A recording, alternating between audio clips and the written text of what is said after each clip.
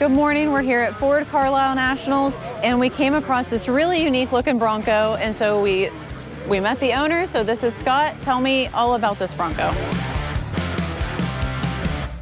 Okay, so this is a 77 Bronco. I got my first Bronco when I was 15. Drove it to high school, and I've always had a love for the Broncos, and so when I had the opportunity to find another one, I did. Brought this thing home. My wife had doubts, and she says, I don't know what you're going to do with that. So it was rough. It was rough. Yeah, it was very rusty, and as most Broncos are. And I started tearing it down, and one thing led to another, and I went all the way down. I built a homemade rotisserie, put it on that, and I went through every piece and part on it, and I made it like one I wanted as a kid. And so you did this all by yourself? Everything, yeah. That's amazing. Painted in my garage, and it's not perfect, but it's not bad. No, it's not bad at all. So where did you find the shell of one? South Shore, Kentucky. My son found it on Facebook, and me and him went to South Shore, Kentucky, and I bought it, a one-family Bronco. The lady's grandpa owned it, and they had intentions of fixing it, and it got to the point that they decided they couldn't. So I bought the Bronco from them, hauled it home, and 6 years later, we were done.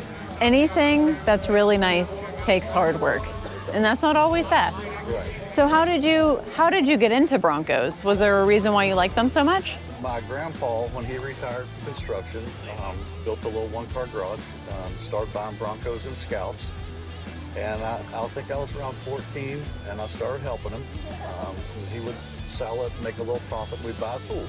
Eventually bought an air compressor and a paint gun, and he just let me do whatever. Whatever I did was good enough, you know, so we just kind of taught ourselves, and so at 15, we found me a Bronco, and I drove it to high school, me and him fixed it.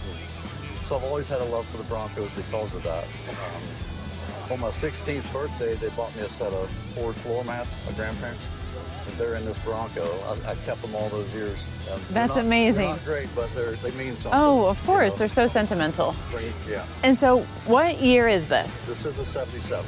And what did you call the cab again? It's a half cab. A half cab, because it doesn't have the typical back that most Broncos do. Yeah. Okay. Yeah. Very cool. This is so awesome. I see you upgraded the engine. So what did you do there? Yeah, so that is a Blueprint 306 Bronco Edition crate motor. Max Slaughter Brothers helped develop this motor with Blueprint.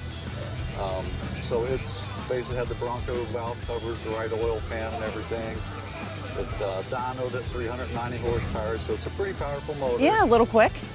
Quicker than a normal Bronco. I got a back 5.5-speed transmission, so it's pretty fun to drive. Yeah. And, 5.5 inches of lift, 37-inch tires. Okay, that's what I was going to ask next, if you did anything with the suspension. Yeah, that's got the James Duff suspension, all stainless exhaust, rockers in both axles, and upgraded the axles to the chrome mollies and 31 spline rear. I went through every piece and part on it and made it like that's incredible, brand new. I wanted, you know. Yes.